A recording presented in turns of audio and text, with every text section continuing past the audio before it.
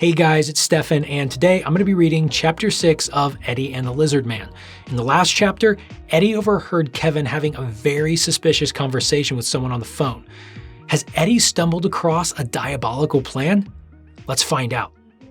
Chapter 6, Do Not Pass. Eddie looked back over his shoulder toward the front of the shop where he knew Susan was waiting for the appraisal document. Then, he looked down at his watch. It read 2:58 p.m. Wincing, he turned to call Kevin, but his voice went mute when he saw Kevin already standing in front of him. Directly in front of him, quite literally 6 inches in front of him. Startled, Eddie thought to himself, how did he get out here so fast, and without making a sound? Eddie tried finding Kevin's eyes in the darkness, but Kevin's face remained in shadow. All that was visible was his mouth. The mouth opened, and Eddie felt a blast of Kevin's stale breath cross his face as Kevin screeched, "Have you forgotten that there are consequences for breaking the rules?" Terrified, Eddie responded with as much poise as he could muster.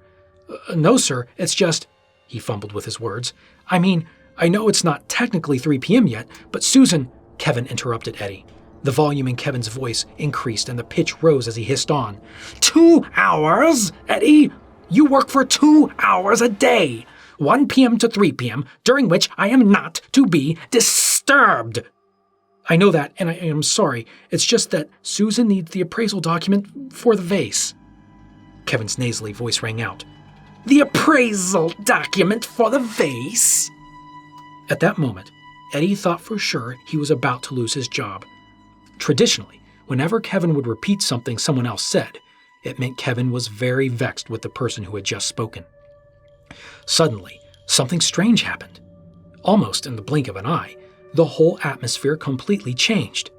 Granted, it was still dark, but the place somehow had lost that stale smell. Kevin stepped backwards, allowing a soft light to cross his face that revealed his bright green eyes. And then, an odd charm suddenly came over him. "Of course. I must have forgotten to set it out there. Let me get it." And just like that, again in the blink of an eye, Kevin was speaking normally.